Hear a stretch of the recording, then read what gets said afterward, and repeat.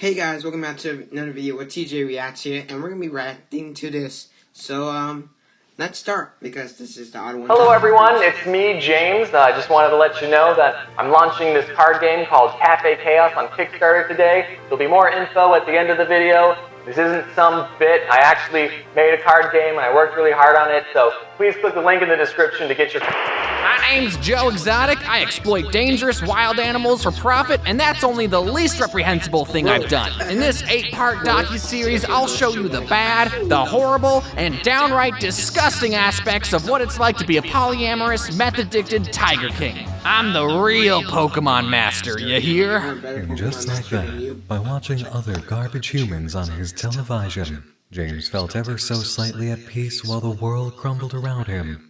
For the first time in months, James smiled. I'll be real with you, being in quarantine has sucked a lot. I miss hanging out with friends, I miss going to non-essential businesses, and I miss wiping my butt with toilet paper instead of my dog. All I've had for company has been floof and my own mind. So it's been a little hard to stay motivated during this time. But if staying home instead of going to Disneyland will save people's lives, then I guess I'll have to make that sacrifice. It's so hard to be a good person. Some of the things that have been helping me mentally has been exercise, a positive mindset, and garbage television. I used to think that garbage television was stupid and a waste of my mortal existence. But as I started watching more garbage, I realized that I've already been fascinated and enjoyed watching garbage content for years. Have you seen the videos I make? I've said this in my conspiracy video that I love watching crazy people talk for hours. Now take those same people, give them a camera crew and a budget, and you got a brand new show on TLC. What's that? You've never heard of TLC, the Learning Channel? Well, TLC is full of wonderful programs and documentaries that'll teach you if you become trashy enough, you'll end up on TV. And that's what schools should be teaching. No, this video isn't sponsored by TLC, but if they wanted to sponsor me, I'd say no. I just want to be on an episode of My Strange Addiction. I'll tell you what the addiction is later, TLC.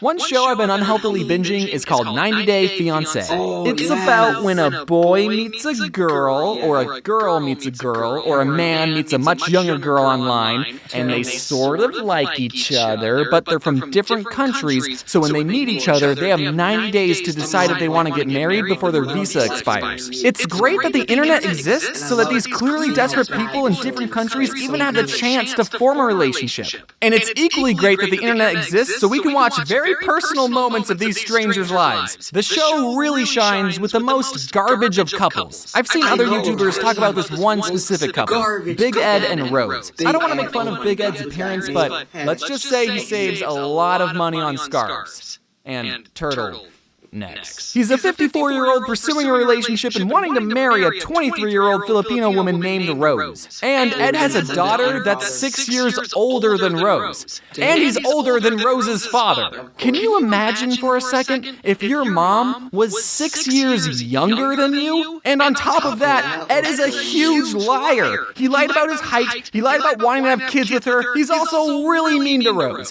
I mean, sure, he's old enough to be her father, so he's probably used to talking down to young people, and a dad telling their kids that their legs are hairy and their breath stinks is justifiable. But this is his girlfriend.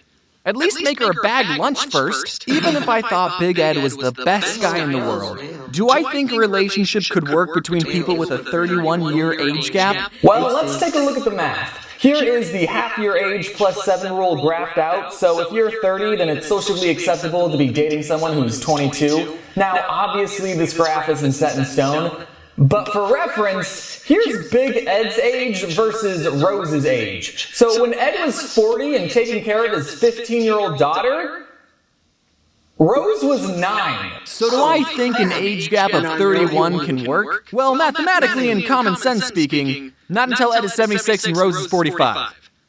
I think that'll take longer than 90 days, though. The second and third reason I love this show is David and Lana. I haven't seen any YouTubers talk about this couple, but they need to. Meet David, a 60-year-old guy from Vegas who's fallen head over wallet for a Ukrainian woman named Lana. He spent 7 years and $250,000 US on a relationship where he hasn't even met the other person. He's tried to meet up with Lana on 3 separate occasions already, but got stood up every single time. Now he's putting all of his credit cards on the table and is willing to risk it all on a 4th trip to the Ukraine to meet his soon-to-be mail-order who doesn't speak English. Long story short, they meet after 13 episodes. David gives her a brand new iPhone X to text him on, only for him to get eternally ghosted because her nails were too long to text him back. Let me remind you that they were in contact for 7 years. That's how old Rose was when Ed was 38. Me briefly describing these two's relationship just now was so much of an emotional roller coaster that I don't even need to go back to theme parks anymore. It makes me want to puke, and I hope you can see why I love this show so much. I know that reality TV is fake, and who knows if this entire relationship was scripted and manufactured for the show.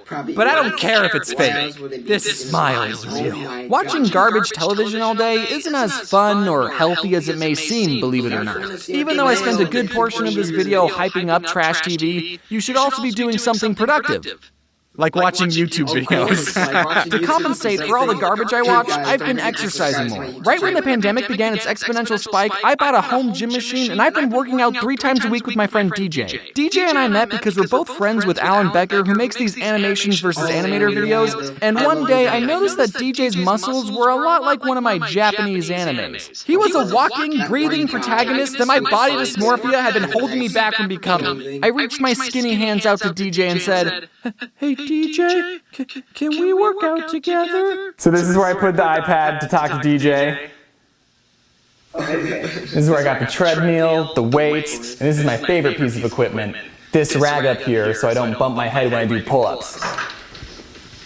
This is where I keep my air conditioner because it gets very hot in this garage. This is what it used to look like a month ago. Anyway, the reason I started working out more seriously was because people were calling me skinny and other slanderous synonyms like slender and scrawny. And I told my friends that I was hurt by these comments, but they all unanimously agreed that it's true. I am a Slim Jim. It's important to have a reason for working out. Mine is self-loathing. DJ is forcing me to push myself. We've only been going for about 3 months, or a whole 90-day fiancé, and I've already gone from struggling to lift up this much weight to struggling to lift up this much weight. Sorry if I'm flexing too much on you, I'm just proud of my progress. The point is, while trash TV is fun, remember to mix in some productive activities during the day. For example, exercise. You don't need equipment. Do 10 push-ups right now. Clean up after yourself. During these hard times, keeping your space organized and tidy will be a big boost on your mental health. Wear a face mask if you need to go out. Learn how to cook. You should also be eating healthy too. Stop eating so many bagel bites. Watch parkour fails. Remind yourself how safe you are inside. These guys could get COVID and a broken tooth. Wear a face mask if you need to go out. Shave your head. Who cares anymore? Watch competitive sports fishing and get your blood pressure to rise so much that you feel pressured into working out again. And oh my god, how big is that fish? Oh my god, it's a 1,200-pound bull shark! They need 7 people to pull it on the boat! And oh my god, is that big, Ed? And last but not least, check out my newest game on Kickstarter. Over the last year, I've been developing a new game called Cafe Chaos. You start the game by choosing a character with a unique ability, target other players, and throw food combos like moldy, double deep fried couch cushion candy, or a frozen chocolate pretzel that's pickled. That's actually an illegal move, so don't do that. Avoid taking splat points by ducking or using your character's special ability while grabbing more food to throw at opponents. There's a whole bunch of characters to choose from, but I also invited some friends of mine to join the fight. Their cards can be found in the Animators pack, and you can see all the other packs over on my Kickstarter page. Some of these deals will only be available for the 30-day campaign, so be sure to check them out before they disappear forever. Hopefully, this game will help you get through quarantine as much as it's helped me. Thank you all for watching, and wear your seatbelt. Hello, everyone. I hope you liked my big exclusive sneak peek into what I... And see you guys later. Bye.